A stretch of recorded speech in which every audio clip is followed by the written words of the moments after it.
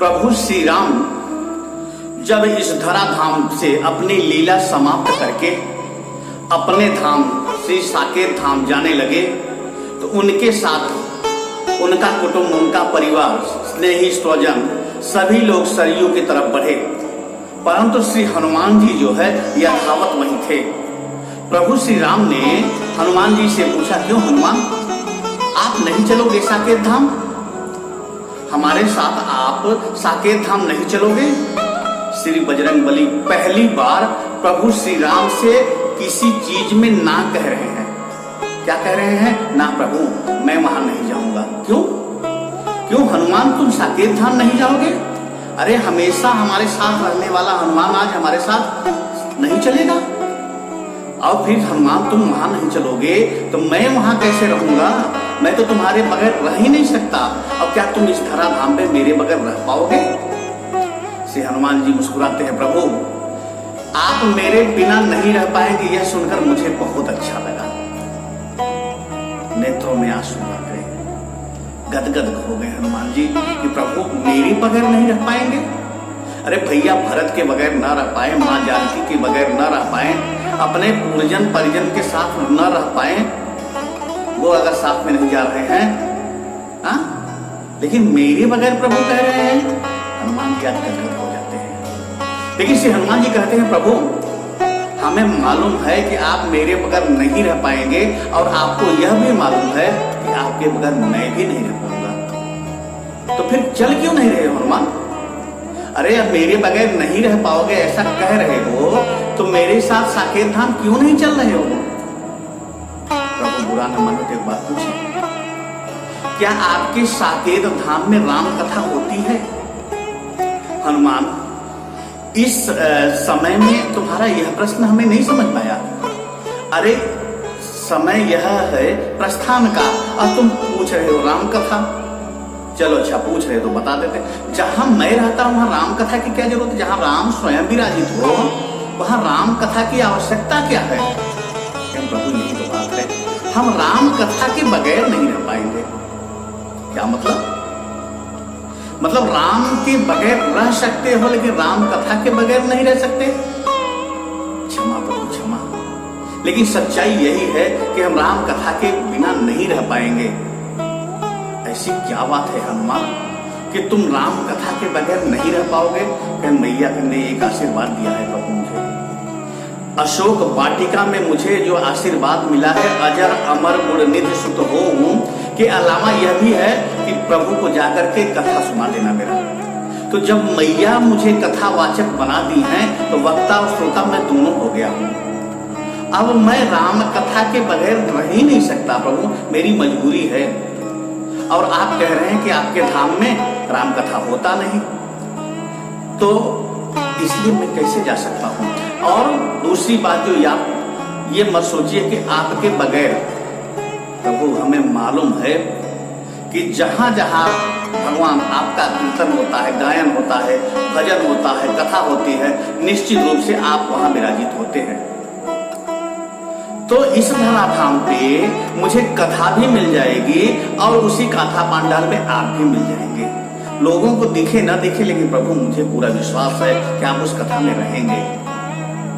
तो अब आप बताइए, मुझे साकेत धाम चलना चाहिए कि इसी धराधाम पे रहना चाहिए? प्रभु श्री राम बोले, अच्छा हनुमान, इस धरती पर कब तक रहोगे?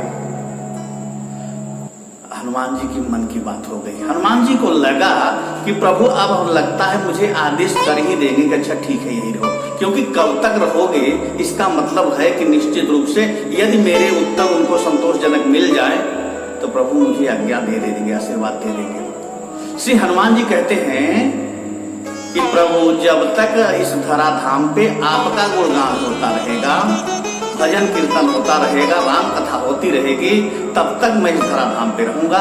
जिस दिन यह बंद हो जाएगा प्रभु, मैं आपके पास स्वतः चला आऊंगा। प्रभु श्री राम यत्र यत्र रघुनाथ कीर्तन, इसीलिए तो कहा गया है कि जब जब जहां जहां श्री राम कथा आयोजित होती है, भजन होता है, कीर्तन होता है, सत्संग होता है, श्री हनुमान जी विराजमान रहते हैं। हनुमान जी श्री राम कथा में उपस्थित रहते हैं। उसका कारण है प्रभु को एक तरह से उन्होंने वचन ही दे दिया है कि प्रभु जहां जहां आपका कथा होगा निश्चित रूप से मैं वहीं रहूंगा।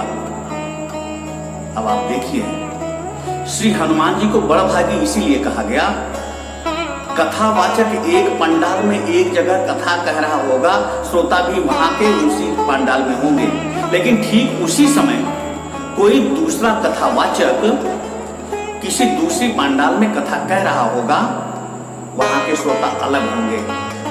मतलब यहाँ का कथावाचक वहां नहीं होगा, वहां का कथावाचक यहाँ नहीं होगा, यहाँ के श्रोता वहां नहीं होंगे, वहां के श्रोता यहाँ नहीं होंगे, लेकिन हनुमान हर जगह होंगे। कथा कितनी भी, मतलब ऐसे समझिए जितनी कथा उतने हनुमान। इसीलिए तो भूत भावन भोलेनाथ क्या कहते हैं, सुनो मां हनुमान सम नहीं बड़भागी, नहीं को राम चरण अनुरागी।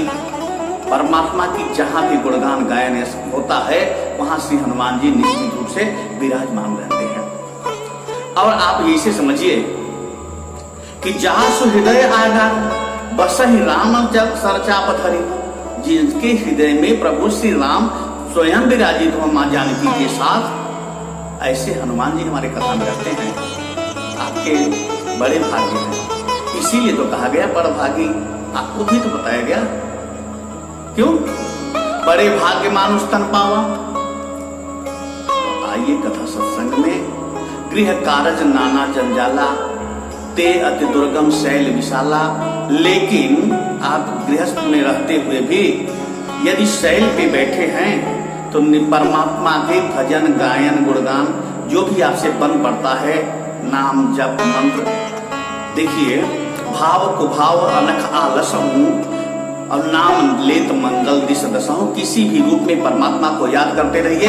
गृह कार्य में हैं, यहाँ नाना झंझावत है, जंजाला है, लेकिन यदि इस शैल पे, गृह कार्य को क्या बोला गया, तेयत दुर्गम शैल विशाला, इस शैल को, इसको उपमा दी गई पहाड़ की, लेकिन यदि आप स्मरण करते रहेंगे तो इतना विश्वास करिए कि एक पहाड़ पे तो सुग्रीव महाराज भी रहते थे, प्रभु नीचे थे, लेकिन स्मरण मात्र से जो भक्त है श्री हनुमान जी मिलते तो क्या कहते हैं, आपका दास वहां ऊपर रहता है। दास को नीचे नहीं आना पड़ा, स्वयं परमात्मा पर्वत पे जाते हैं। आप विश्वास रखिए, गृह कार्य में रहते हुए प्रभु का स्मरण करते रहिए, निश्चित रूप से आपके गृह रूपी पर्वत पे प्रभु खुद आएंगे।